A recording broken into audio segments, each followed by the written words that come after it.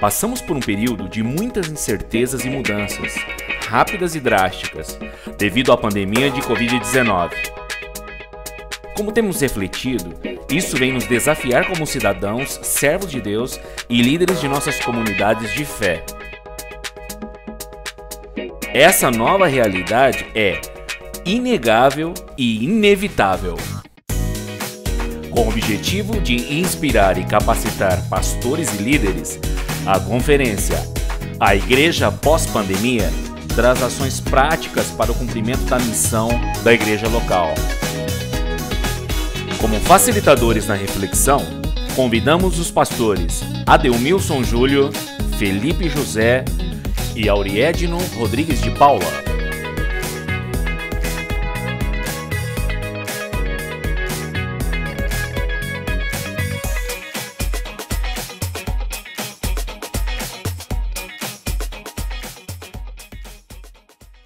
Bom, gente, a gente tem refletido muito sobre essa questão dos desafios da igreja nesse tempo de pós-pandemia.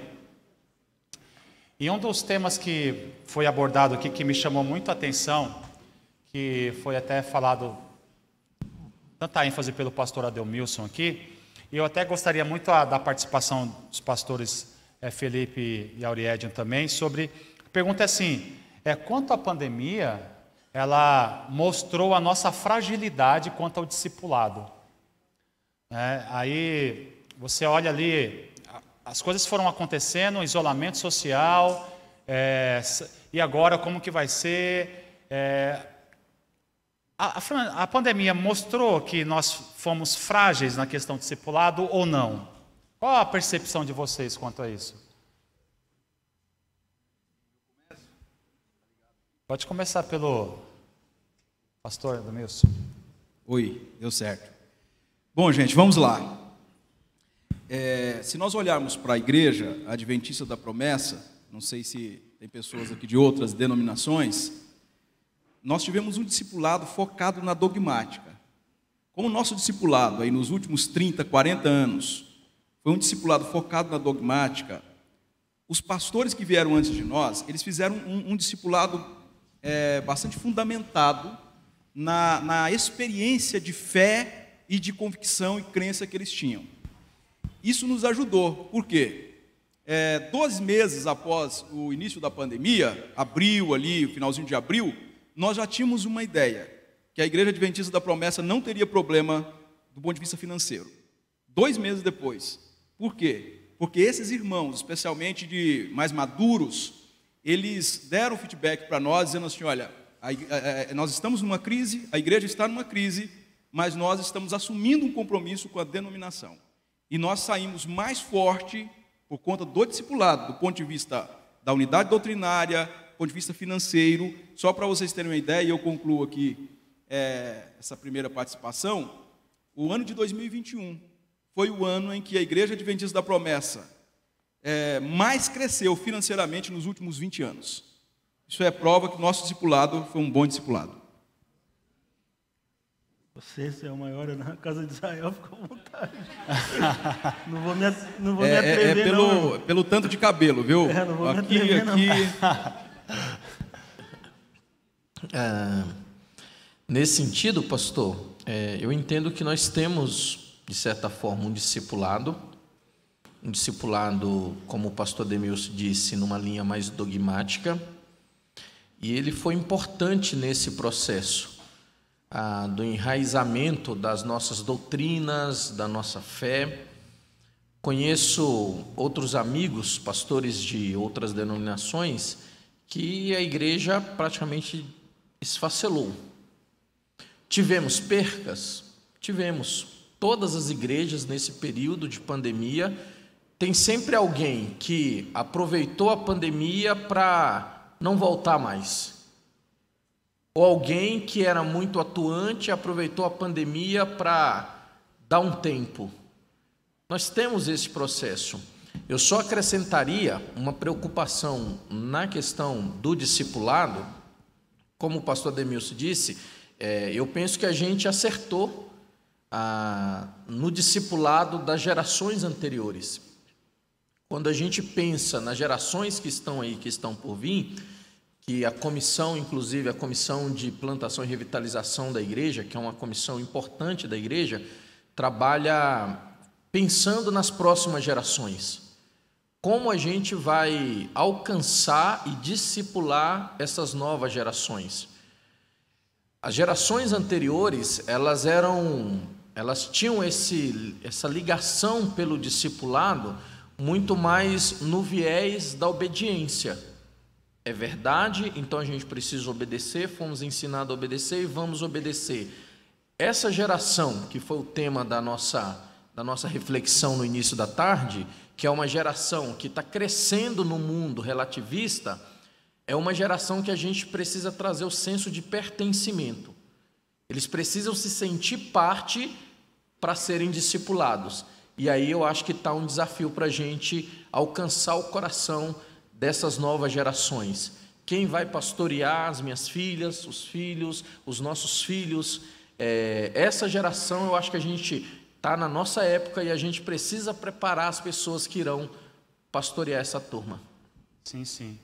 Tem, pastor Felipe, eu acho que o nosso olhar também, ele não vai só com relação aos nossos membros, especificamente na igreja local.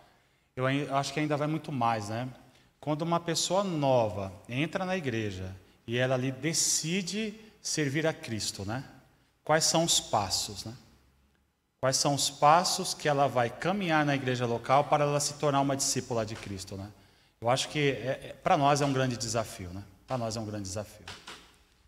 Legal. Irmãos, o pastor Adelmilson usou uma palavra, um termo, né? Ele até brincou que é um trava-língua, mas é um termo muito comum nessa geração, que é a palavra disrupção, né? Às vezes algumas coisas são disruptivas, né? Elas quebram um certo padrão. Eu acho que se essa pergunta fosse feita para cada um dos irmãos aqui, você teria uma percepção, né? uma avaliação sobre o impacto da pandemia e o quanto a igreja de fato sofreu ou não sofreu em relação ao discipulado. Eu penso assim, eu concordo com os pastores, que eu acho que se a gente olhar em alguns aspectos, a igreja se desenvolveu, ela manteve uma estrutura por conta do discipulado que foi feito até aqui. Estava conversando com um presbítero ali, né, no café, e eu perguntei para ele, está tudo bem? Ele disse assim, está tudo bem, mas tem ainda margem para crescer. Então, assim, eu acho que o discipulado também tem a ver com isso. Eu acho que, pela graça de Deus, muito daquilo que nós aprendemos no nosso discipulado serviu para suportarmos a pandemia.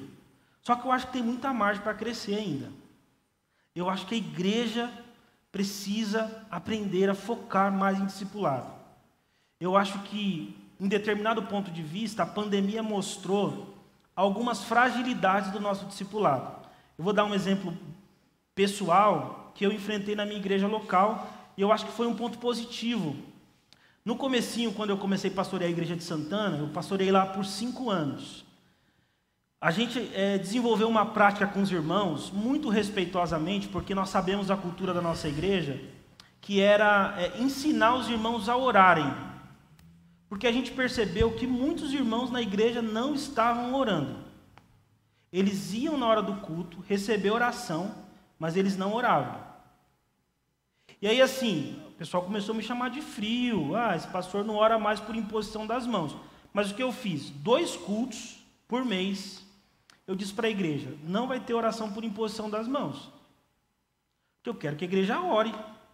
Porque senão só eu oro. As pessoas vêm receber oração, você ora por elas e aí elas não oram.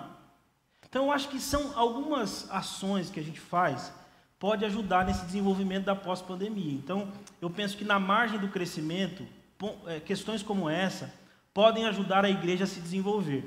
Eu acho que houve um impacto sim importante. Eu acho que demonstrou em algumas áreas uma ausência de discipulado, porque agora o cristão ele não ia ter mais o pastor lá para orar por ele no final do culto, para explicar a Bíblia. E eu não sei quantos de vocês, mas eu tive que atender muitos irmãos que estavam frios, eles tiveram dificuldade, porque eles estavam acostumados a ler a Bíblia só na igreja, a orar só na igreja, e isso era uma verdade. E às vezes a gente está falando aqui, tem gente ouvindo a gente na internet, ou alguém aqui, que só ora no final de semana. Então eu penso assim, que eu acho que é importante a gente encarar essas dificuldades de frente. E a pandemia, na minha avaliação, ela abriu uma percepção para isso. Eu penso que a igreja tem feito um bom trabalho, mas como eu disse anteriormente, acho que tem muita margem para crescer. Eu acho que dá para fazer muita coisa. Eu acho que dá para a gente formar pessoas mais parecidas com Cristo, para que isso resulte em conversão e na missão da igreja, né? Então, a minha avaliação, pastores, eu penso que tem muita coisa para acontecer. A pandemia mostrou algumas falhas, mas penso que a gente está no caminho. A igreja abriu o olho para isso. Eu acho que com a graça de Deus, nos próximos anos, a gente vai colher bons frutos dessa reação da igreja diante da pandemia, né? E assim, pensando em aspecto prático, né, pastores? É como despertar esse amor na igreja local. Visto hoje que nós vivemos uma sociedade polarizada, exclusivista e até mesmo narcisista. E isso acaba afetando não somente a sociedade, mas também às vezes a igreja. Então, como despertar, né? Pensando aqui, todos nós somos pastores aqui. Nós temos um público de pastores, missionários aqui, líderes da igreja local, e que acabam ajudando o pastor na igreja local nesse trabalho. Como que, na prática, a gente trabalha para despertar esse amor da igreja quanto ao discipulado? Vou começar novamente, mas podem começar de lá para cá também, viu? Irmãos, eu acho que nós conseguimos estabelecer um vínculo com pessoas maduras. As pessoas de uma certa idade, elas têm uma conexão maior com a denominação, com a igreja. Com os adolescentes, jovens para adolescentes, a gente tem dificuldade de conexão. E esta dificuldade vai impactar no futuro da igreja. Mas essa dificuldade não é por conta da pandemia, por conta da geração. A gente tem uma dificuldade de treinar a próxima geração. Como que é o nosso treinamento? Isso é treinamento há muitos anos. O treinamento é mais ou menos assim. O pastor Auriedno, ele é um pastor e ele vai trabalhar comigo. Ele tem 22 anos, eu tenho 49. Logo, eu oriento o pastor Auriedno da seguinte forma, olha, você vai cuidar de Santa Amaro, eu congrego aqui, e você vai ser o nosso pastor. Quero que você se lembre que aqui o meu pai congrega aqui, meu sogro, enfim, as pessoas, meu tio. O Auriedno vai pastorear sempre, olha para vocês e olha para mim, porque a minha opinião importa demais. Por quê? Porque eu sou o pastor que estou antecedendo a ele e estou treinando a ele. Ele então começa a discipular olhando no retrovisor, ele não olha no para-brisa. Daqui 30 anos chega o Felipe do seminário. O que o Auriedno vai reproduzir? O mesmo sistema, o mesmo método. Ele vai dizer para o Felipe, você tem que entender que meu sogro congrega aqui, minha mãe, meu tio. E o Felipe começa a discipular olhando no retrovisor. A gente nunca olha no para-brisa. Os adolescentes estão no para-brisa. Só que não sou eu. Quem precisa fazer isso são vocês mais jovens, vocês que estão aqui. Dias atrás eu estive numa igreja e eu desci do púlpito, encontrei um garoto e ele me cumprimentou. A gente faz um programa, pela graça de Deus, chamado Sala Pastoral.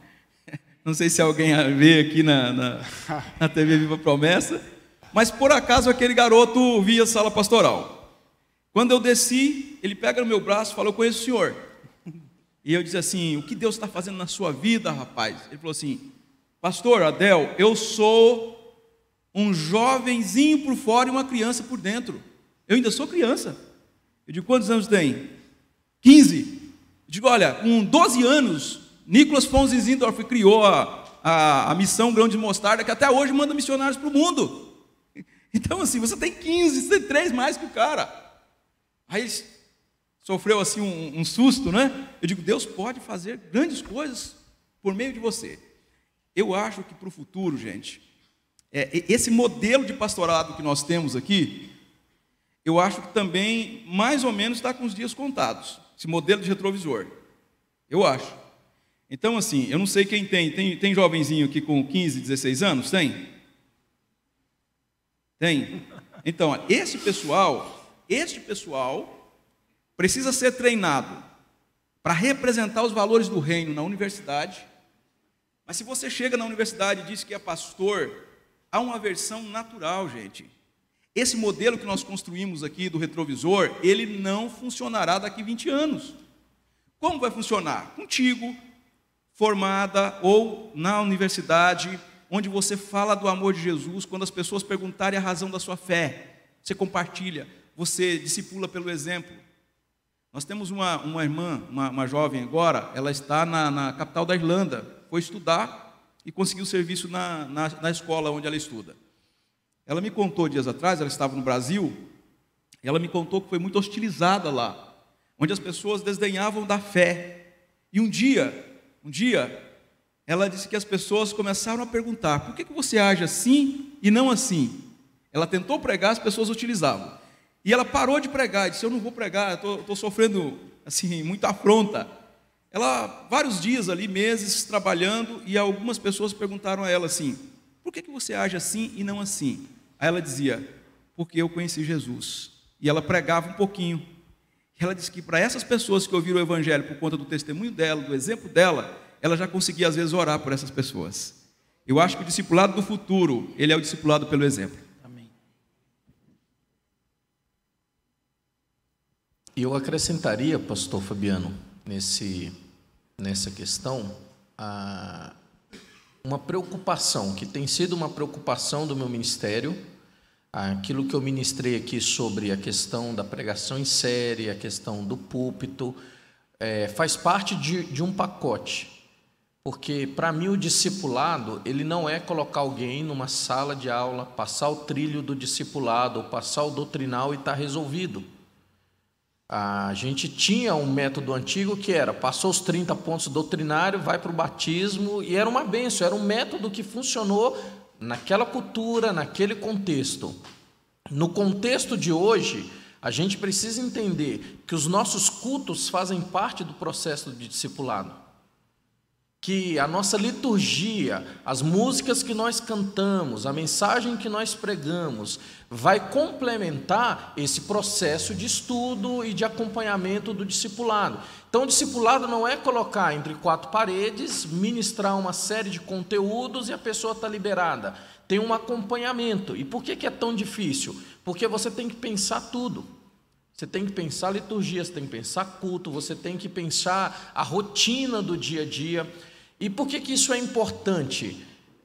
Porque se a gente não entender a lógica dessas novas gerações, o pastor Demilson falou muito bem, a gente precisa olhar para o para-brisa, mas a gente precisa entender como é que essa geração pensa. Hoje a maioria aqui é uma maioria mais madura, uma maioria que já está firmado em Cristo, mas essa nova geração tem uma outra lógica. Eles pensam de maneira diferente. Pastor, por que você se preocupa tanto assim? Porque eu estou com uma filha entrando na adolescência. Eu tenho tentado estudar esse negócio, entender esse negócio, porque a lógica da cabeça das minhas filhas não tem nada a ver comigo. Dizem que você está guardando um corintiano. Não, estou repreendendo, porque corintiano Desculpa.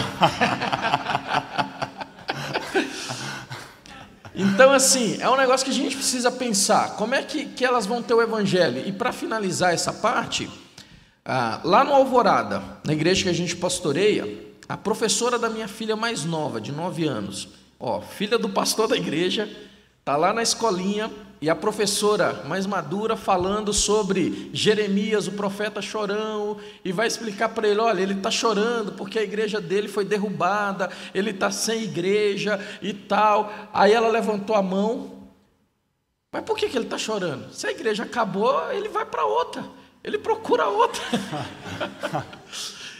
E aí a professora veio preocupada conversar comigo. Eu falei: não, isso ela não ouve em casa.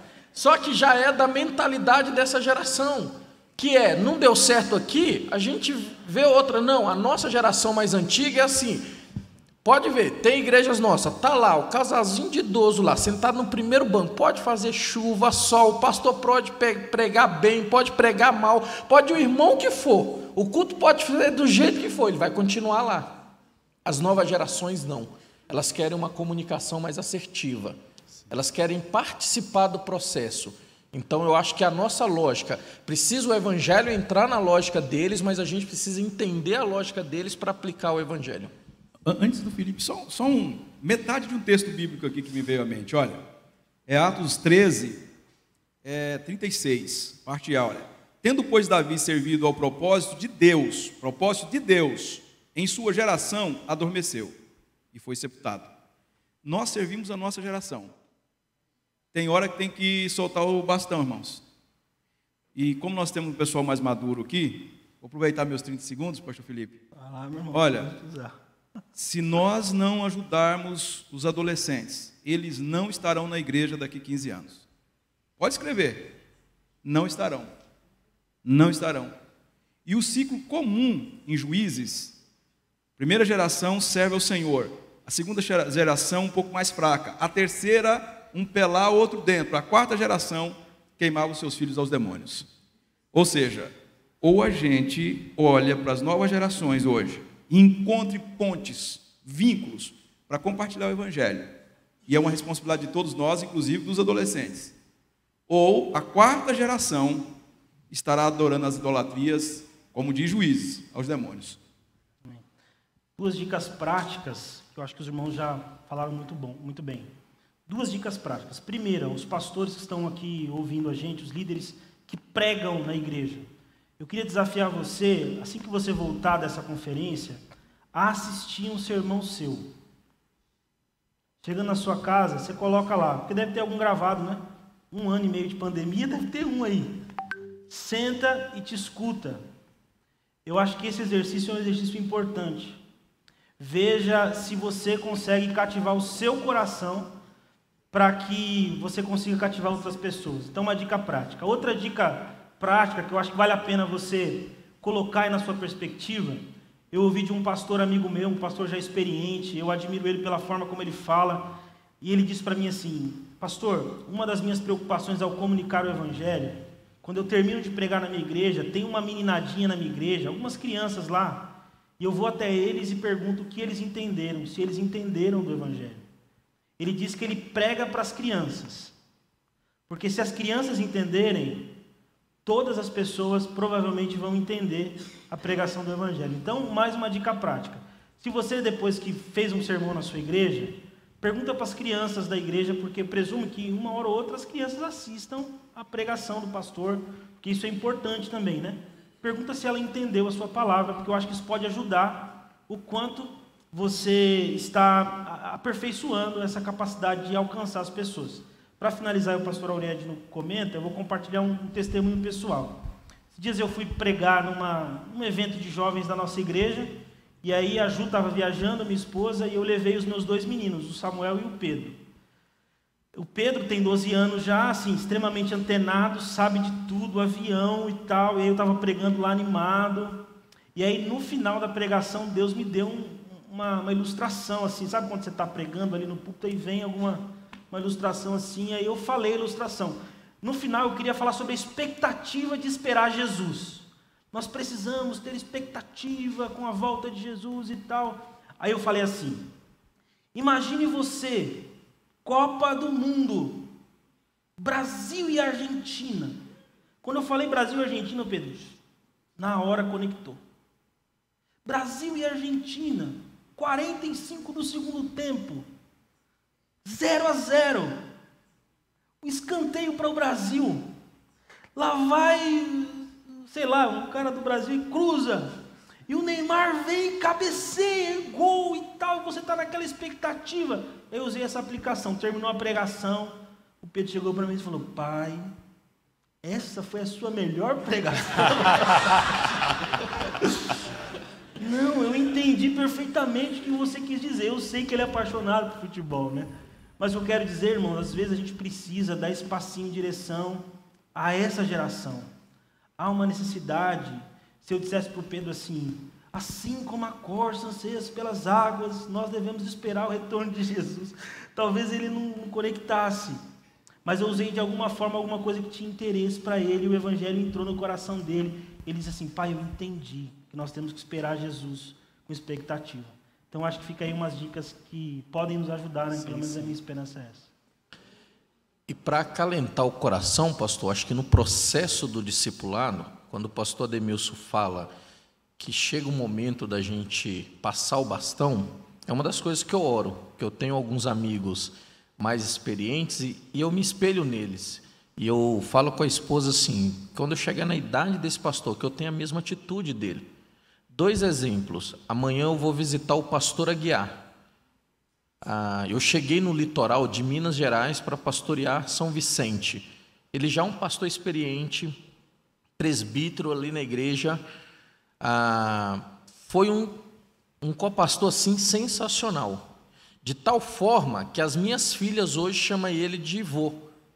Meus pais, os meus sogros estão longe, então minhas filhas identificou ele como avô. Só que ele era um pastor ali, ele era uma referência ali, e ele olhou para mim, um pastor jovem chegando, e ele me abraçou e ele se tornou o meu mentor. Hoje está doentinho, vou visitá-lo, mas nesse sentido de dar honra a alguém que me mentoreou, me deu caminhos no momento iniciais da fé, do ministério pastoral. E o outro exemplo eu pastoreio hoje, pastor Valdeci Nunes de Oliveira. Tenho o privilégio de pastoreá-lo porque eu aprendo muito com ele, a história dele na Igreja da Promessa, quem ele já foi, tudo. Você não vê o pastor Valdeci carrancudo, com raiva. Fui visitá-lo e conversar com ele, pastor, a nossa igreja tem uma proposta diferente, como é que o senhor se sente com tudo isso? Ele, quando eu quero fazer algumas coisas, eu faço aqui em casa, mas eu entendi que eu cumpri a minha missão, e hoje você precisa cumprir a sua, e eu estou aqui para te apoiar e orar por você. Ele foi apresentar a bisneta na igreja, e aí como todo pastor que tem sabedoria, fala, não pastor, apresentação do senhor, o senhor vai pregar, apresentar, ainda mais o senhor, pastor Valdeci. Ele, não, a minha vez já foi, eu quero apenas orar por ela, mas quem vai dar a palavra é você, o ministério pastoral é seu. Aquilo me impactou de tal maneira que eu disse para minha esposa assim, eu falei, eu quero chegar na idade do pastor Valdeci assim, com a maturidade de entender que existe o tempo e o processo de Deus pastoreando. Então assim, aqueles que estão mais velhos podem ajudar os mais novos, sendo mentores, orientando, dando a direção, e os mais novos tendo o coração sensível a essa mentoria. Sim. Saindo do campo do discipulado e pensando, pastor Felipe, na questão do culto online, né? A pandemia, ela veio e alguns irmãos, mesmo com o fim do isolamento social, eles entenderam que é suficiente para eles ficarem em casa e cultuando. Mas esses irmãos, eles não têm problema de saúde, têm condições de participar dos cultos de celebração naturalmente.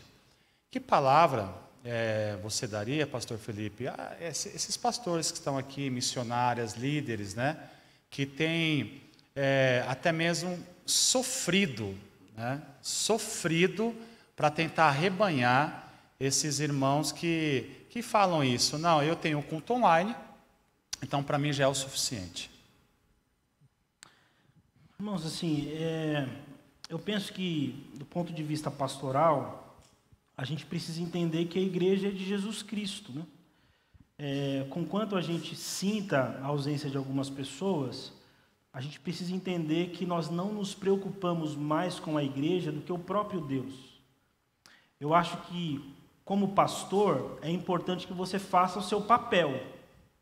Qual é o papel de um pastor? Fazer o contato, visitar, desafiar a pessoa, motivar ela e mostrar à luz da Bíblia a importância da conexão com o corpo de Cristo. Conquanto a experiência online ela seja importante para esse tempo, ela não substitui a comunidade, as pessoas, o tete-a-tete, o olhar. Como é que a gente dá um abraço online?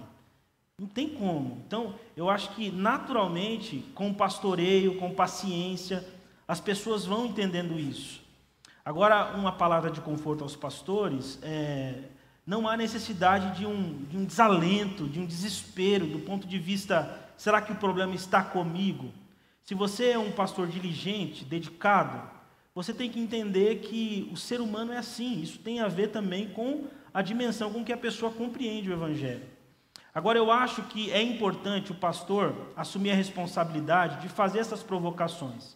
E conquanto a gente tem a experiência online hoje, é fundamental que a gente desperte na pessoa que está assistindo a comunidade o desejo dela estar aqui. Lembra que eu comentei aqui numa das minhas palavras que uma das estratégias da rede social é despertar o interesse nas pessoas? Então eu acho que quando nós fazemos a nossa transmissão, quando nós interagimos com as pessoas online, nós precisamos ter isso em foco, né? Despertar o interesse nelas para que elas estejam na nossa comunidade e vivendo a experiência de ter uma comunidade presencialmente. Então eu penso assim, conquanto seja um desafio muito grande, a minha palavra aos pastores é que não entre nessa pilha, nesse desespero. Eu acho que o nosso papel é cumprir o que Deus nos mandou cumprir, que é pregar o Evangelho, pastorear a igreja com diligência. E existem coisas que não compete a um pastor fazer, que é só o Espírito Santo. Se a gente não é negligente com aquilo que compete ao pastor, eu penso que naturalmente aquilo que Deus tem para a igreja, para aquela comunidade vai acontecer. E aí eu vou ser polêmico aqui, disruptivo, que tem algumas coisas, irmão, tem gente que é melhor que nem venha mesmo. Fique em casa, porque não acrescenta muito. Eu ia brincar aqui, ia falar assim, pastor, essas pessoas têm que se converter, mas eu ia pegar muito pesado, porque eu sei que tem gente que às vezes passa por um desafio, né? O conflito de voltar à igreja. Mas tem alguns que tem que se converter mesmo, porque se nos converter, Jesus vai voltar, essa pessoa vai ficar aqui, e se você está me ouvindo na internet, vai ficar gravado, corta isso aqui e mostra para a pessoa que é importante conversão, porque sem arrependimento ninguém verá Deus. Amém? Pastor, vai falar, Ariadne? Dentro desse ponto, eu acrescentaria, feito esse processo, acho que o pastor tem que cumprir o papel dele de orientar, fazer a tentativa, visitar, orar, conversar. Feito isso, porque a gente tem gente lá assim, no Alvorada. E a minha fala com os copastores, já fizemos o que deveríamos fazer? Se Jesus perguntasse hoje, fizemos a nossa parte pastoral? Fizemos. Então agora o nosso foco é com quem está vindo, é com quem está se interessando pela igreja. Porque às vezes a gente se preocupa tanto com quem foi embora que a gente não planeja o cuidado dos que estão conosco. Sim. Então a gente precisa também valorizar aqueles que estão conosco, pensar neles, olhar para eles. É o pastor colocar a cabeça no travesseiro, sua consciência tranquila com Deus, que é o seu patrão, e que humanamente foi feito o que deveria ter sido feito. Visitou, ouviu, aconselhou. É isso que tem que dar paz no nosso coração. Agora, pastor Adelmilson, o senhor é um comunicador na igreja, né? Juntamente com o pastor. Está importante. Tá no sala pastoral, né? Tem uns irmãos aqui de Santa Amaro que mandam o link lá no grupo da igreja, sexta-feira à noite. Isso aí. Aí, pastor, e aí, eu sei que o senhor está sempre ali na mídia, né? O pastor Felipe também e o pastor Auriedno, mas saindo da mídia diretamente e pensando aqui, né, no nosso público, porque algumas igrejas, elas não têm ainda toda a tecnologia para fazer uma transmissão, né? Outras começaram com a pandemia, depois pararam.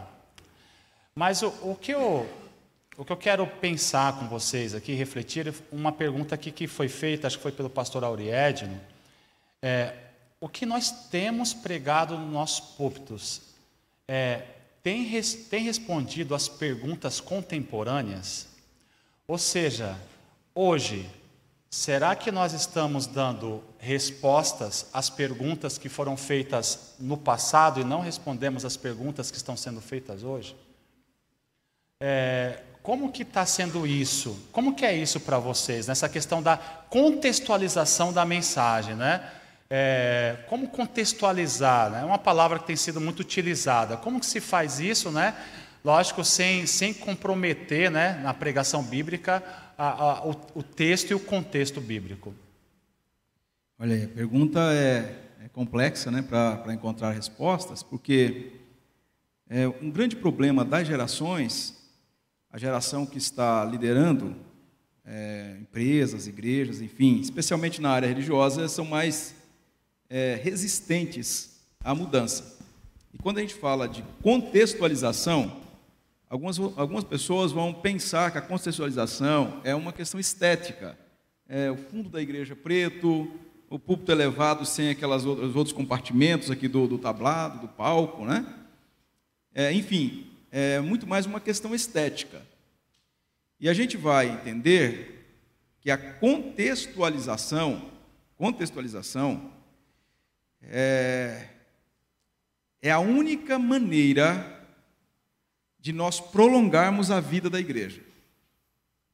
As igrejas seguem o padrão ou a cronologia de uma vida humana. O ser humano nasce, cresce, amadurece, reproduz, envelhece e morre. As igrejas seguem o mesmo ciclo. Onde estão as igrejas do Apocalipse, por exemplo? Onde estão as igrejas fundadas por Paulo? Tem alguma hoje com a porta aberta hoje? Não tem. Não tem. A contextualização, ela vai definir se a igreja vai morrer com 30 anos, com 40, com 50, 60, mas ela vai morrer. Qual é o nosso desafio? Qual é o nosso desafio?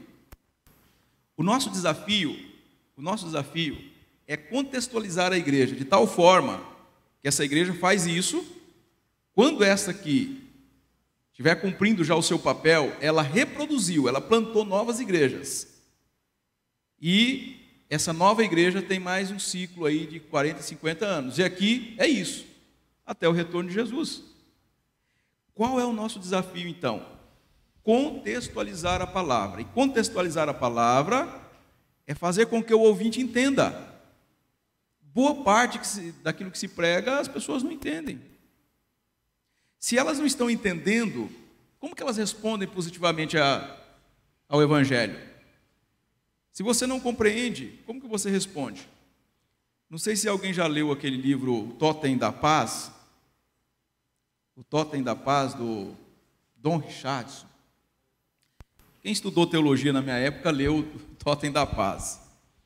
O Totem da Paz vai contar a história de uma pregação em um local específico, uma tribo específica, onde o pregador tinha grandes dificuldades para levar o evangelho ao coração dos ouvintes. E ele então pregou sobre Jesus e Judas, a traição. Quando ele conclui a parte da traição, as pessoas começaram a aplaudir a pregação. É uma tribo isolada, né? Mas aí o pessoal começou a aplaudir a pregação. Então Judas foi e traiu Jesus. E o pessoal. E quando falava acerca de Jesus, que foi traído por Judas, as pessoas tinham um olhar de desprezo. Depois de tempo ele foi checar. Para aquela realidade, o traidor era a pessoa mais importante que tinha na história. Era a pessoa a ser seguida, a ser imitada. Só que ele não sabia.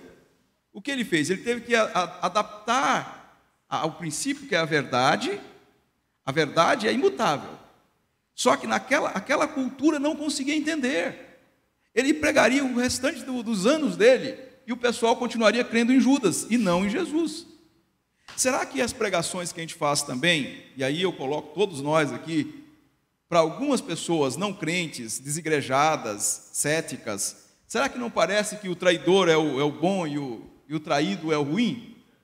Então, contextualizar é levar a palavra ao conhecimento das pessoas, de maneira que elas entendam. Agora, para elas entenderem, eu preciso sair da zona de conforto. Eu mandei um áudio para o Felipe, de um senhorzinho que eu estou tentando pregar para ele. Ele é um sujeito de 70 anos, não gosta muito de crente, meio ateu, e eu tentei pregar para esse sujeito. Mas onde? Eu falei para o Felipe, mandei lá uma pregação para ele, né? Ele falou assim, eu ouvi tanto sobre Deus, que na quarta, quinta vez eu não aguentava mais ouvir você falar em Deus. E aí eu pensei, Eu imaginei que falar em Deus seria importante, mas assim, ele não gostou. Não gostou. Eu fiz uma segunda tentativa, fazer uma visita a ele. Ele tem 70 anos, eu não estou falando de um cara de 12 anos. 70 anos. E aí, tentei pregar, e ele não quis ouvir, sempre assim, muito simpático, mas sempre saindo, né? Quando eu falei para ele que a gente tinha um projeto em Moçambique chamado Plantando Esperança, aí ele se interessou. Aí ele deu uma ajeitada na cadeira, eu falei, agora que o anzol vai.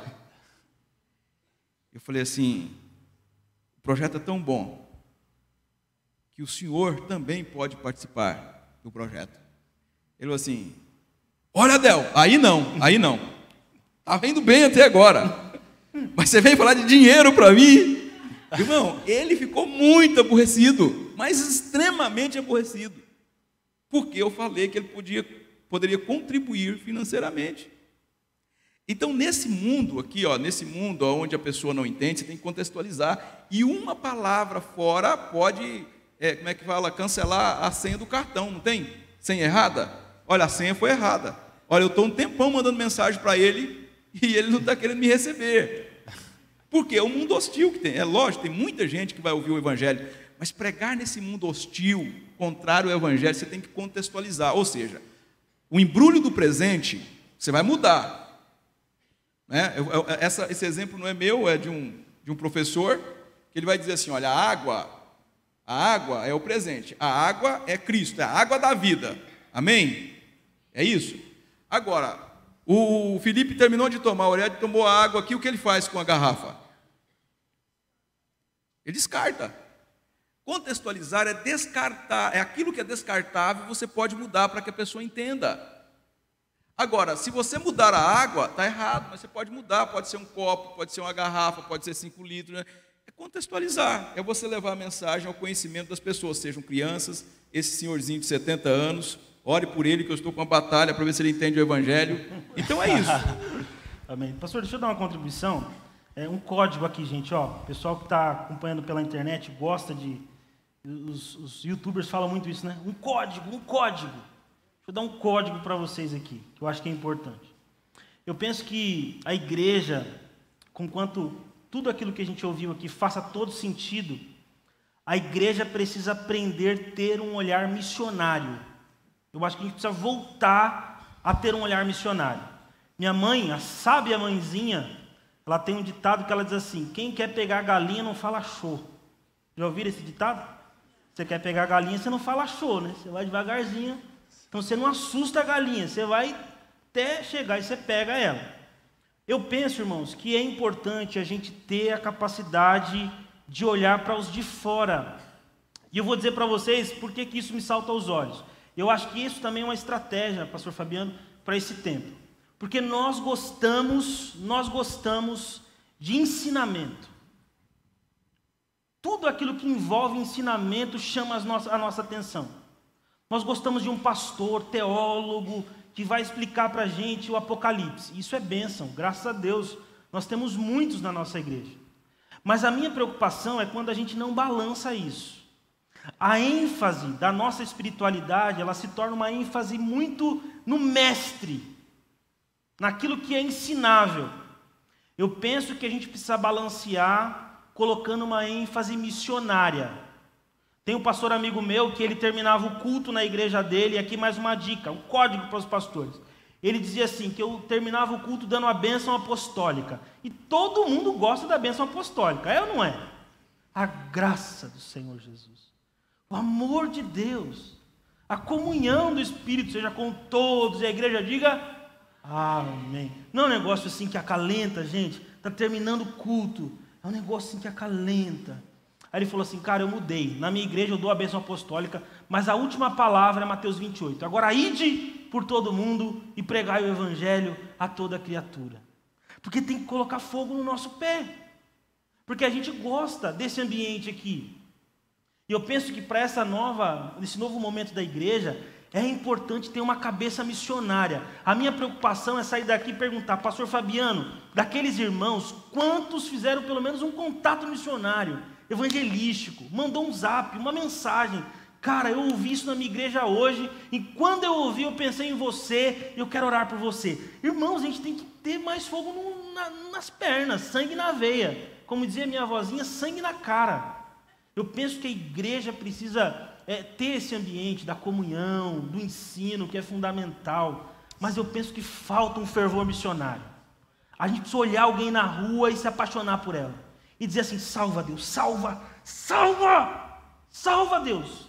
Eu estou aqui, se precisar de mim, me ajuda. Eu estou aqui, Deus, pode contar Vamos mandar comigo. todos os pastores para Angola, hein, irmãos? O Felipe voltou convertido, hein? Sentiram aí ou não? Sentiram aí ou não? O homem está numa unção, hein? Mas você sabe que eu já sou assim, essa é a minha ênfase. Eu penso, irmãos, que a gente precisa ganhar gente para Jesus. Não, mas deixa o desafio, ó. Deixa o desafio no final. Ao sairmos daqui, a gente chega em casa, se tiver tempo ainda, o horário estiver tranquilo, mandar pelo menos uma mensagem para uma pessoa com essa fisga missionária, amém, evangelística. Amém. Olha aí, deixa o desafio para o povo. Eu termino compartilhando uma experiência que eu vi lá em Santana. Lá na nossa igreja em Santana, é uma igreja pequena, não sei quantos aqui conhecem, mas teve uma época na igreja que tinha quase pouca gente visitando, quase ninguém visitava, tinha culto que não tinha nem visita. E aí o que eu comecei a fazer? Eu comecei a dizer assim, no final do culto que não tinha visita, eu dizia assim, eu queria agradecer os nossos visitantes. Eu queria agradecer os nossos visitantes que estão aqui hoje. Aí uns 3 cultos, o diácono, pastor, mas não veio ninguém hoje. Eu falei, olha aí, mas tem que vir, é para você perceber que tem que vir. Então assim, eu acho que a gente precisa pensar em missão. Missão, gente, porque quanto mais gente se converter, mais problema a igreja vai ter. E mais o céu vai se alegrar. Eu penso que alguns dilemas que a gente enfrenta internamente, eles vão ser vencidos quando pecadores se ajoelharem arrependidos aos pés de Jesus nos nossos cultos e nas nossas celebrações.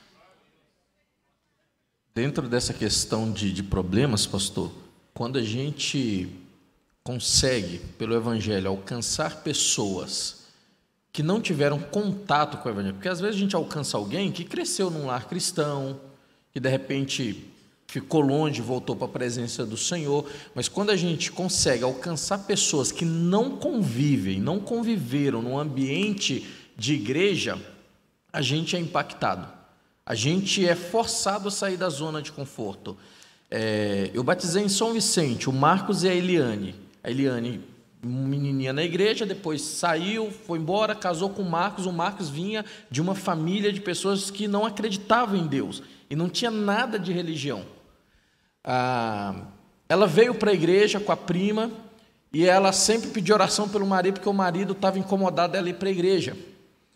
E aquilo me incomodou, a gente começou a orar, fui visitá-lo, aí uma vez ele aceitou a visita. Aí a gente conversou um pouco, a princípio não entrei em profundidade no Evangelho, conversamos sobre muitas coisas e falamos sobre Jesus muito rapidamente. Ele falou para ela, olha, eu gostei dele, pode falar com ele, vir aqui mais vezes que a gente precisa conversar. Na segunda vez eu falei com ele, olha, eu sei que você gosta de estudar, já tinha pegado feedback com a esposa do perfil dele, falei, você não quer a gente estudar sobre vários assuntos? Ele, eu topo, se você, mas eu não vou ter que ir na igreja não. Falei, não, você não tem que ir para a igreja, eu venho aqui. E eu passei 1 ano estudando com o Marcos, e ele não sabia, mas eu já estava estudando o Evangelho com ele, colocando outros assuntos, estudando o Evangelho.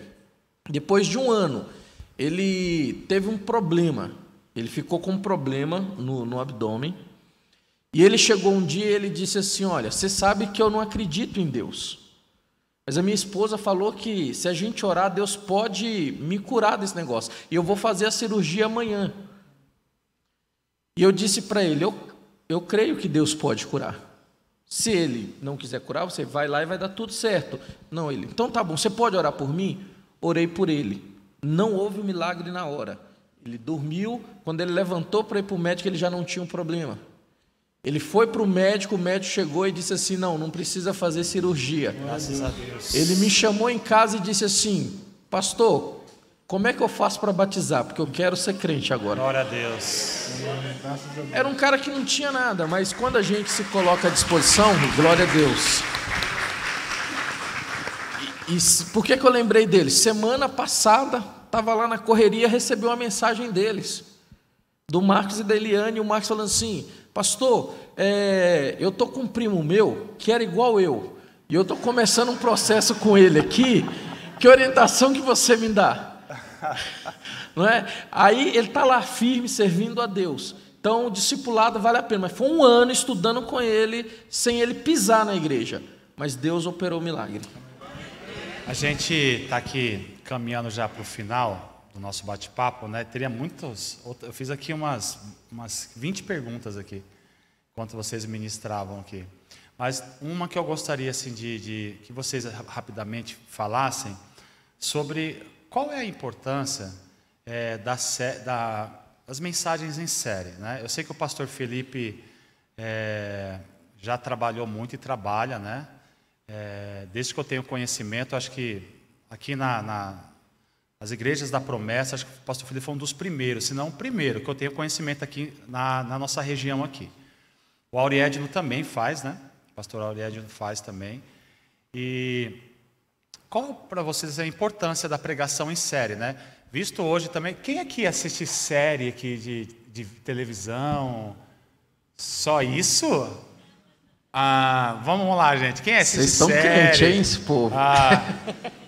Será que essa talvez possa ser a resposta de séries e mensagens? Vai lá, Felipe, fala para nós aí. Irmãos, eu acho que os pastores podem falar até com mais ênfase que eu, né? Mas eu penso que do ponto de vista pastoral, a pregação em série, ela resolve muitas coisas.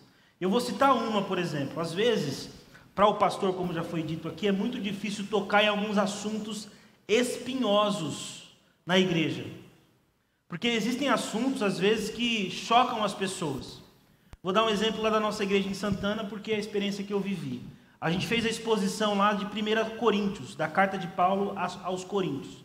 Eu não sei se você conhece essa carta, mas eu já vou te alertar. Você tem que ter um pouco de coragem para ler, porque Paulo não tem dó de ninguém ali. Só que a gente começou do capítulo 1, e a gente foi pregando. Quando chega no capítulo 6 ali mais ou menos, o negócio começa a ficar quente. Só que a gente está pregando em série. Aí a gente só tem que fazer exposição do texto. Isso faz com que a igreja faça a seguinte leitura. O pastor não está me atacando, o pastor não está me provocando, ele só está expondo a Bíblia. Do capítulo 1, capítulo 2, capítulo 3, capítulo 4. Aí vai chegar no capítulo que Paulo vai falar sobre o homossexualismo, que Paulo vai falar sobre uma série de outras coisas que o pastor não pode correr, porque é um desafio também, mas a igreja vai ser alimentada com o que o Evangelho pensa acerca daquele tema. Até se vocês procurarem lá no YouTube da Igreja de Santana, tem lá uma série que nós fizemos da 1ª carta aos Coríntios. Então, assim, pregar em série tem muitos benefícios.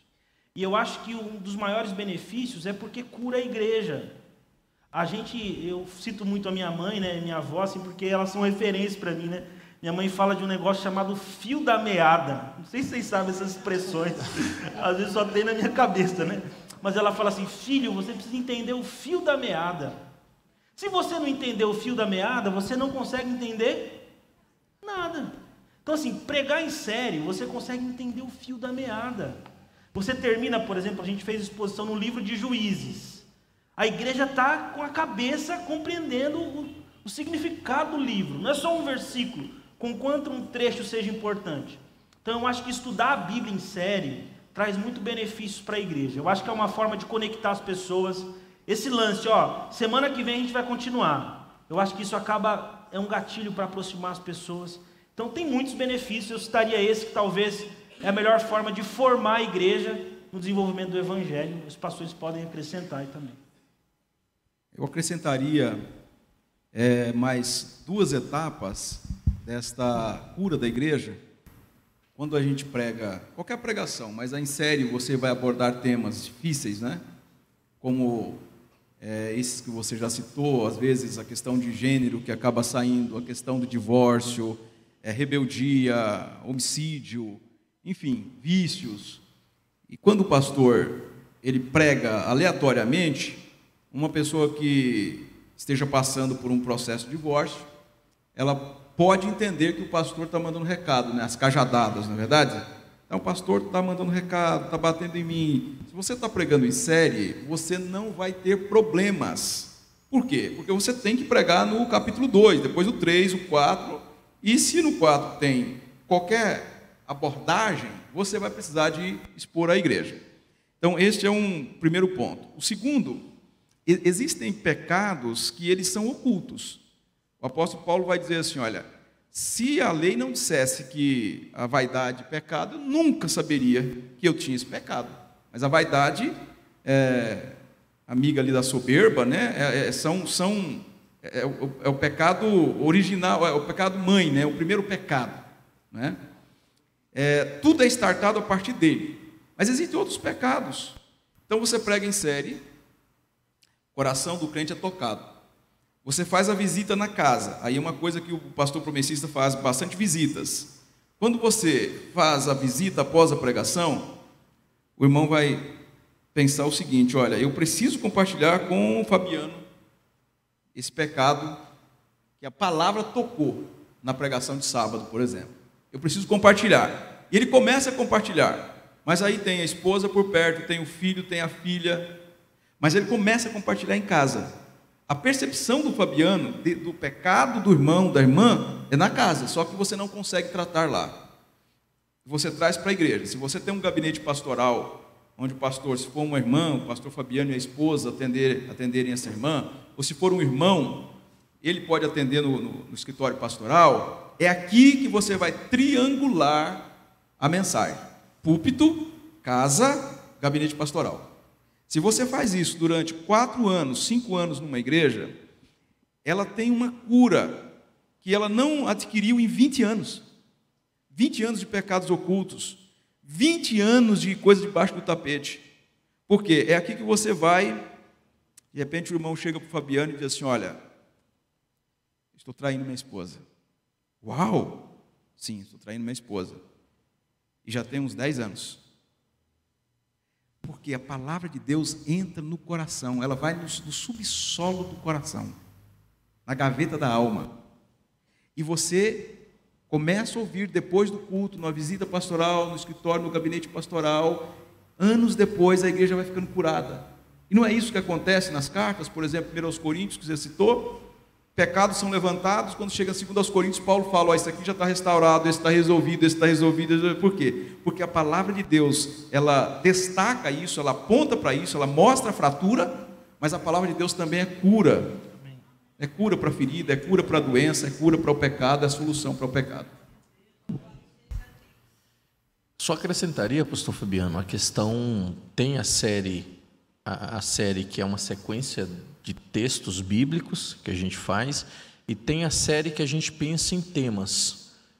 As séries temáticas que é para determinado momento, para aquela igreja local. E isso tem feito a gente sair da zona de conforto, no sentido de, como eu vou explicar isso aqui para as pessoas?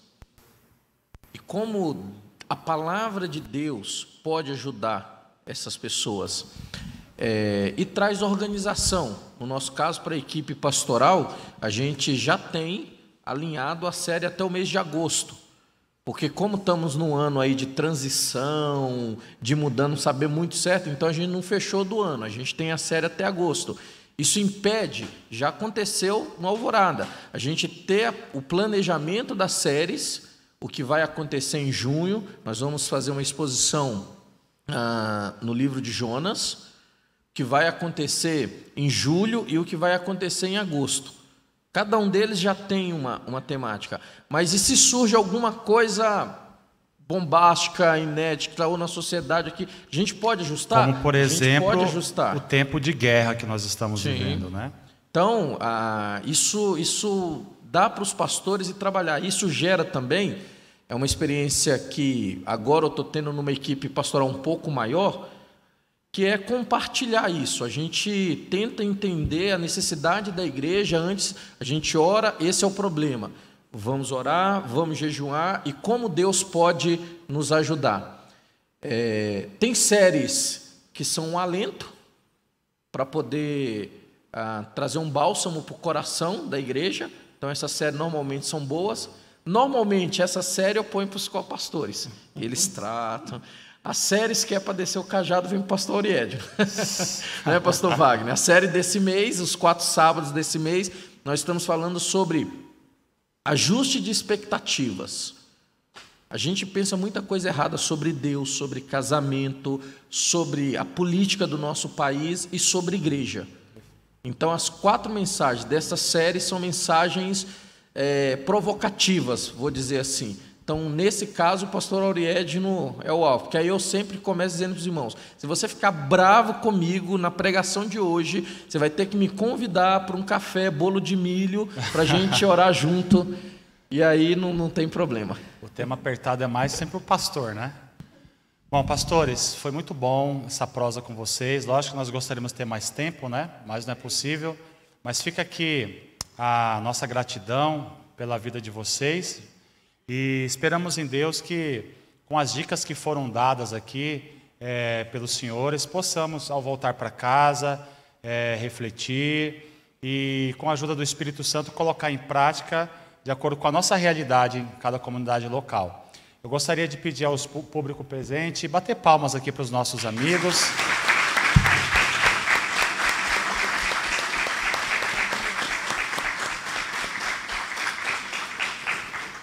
Nós vamos ouvir aqui as 2 canções com a Marcena e teremos uma última palestra com o pastor Romário e aí, enfim, nós iremos terminar nossas atividades de hoje para amanhã voltarmos aqui.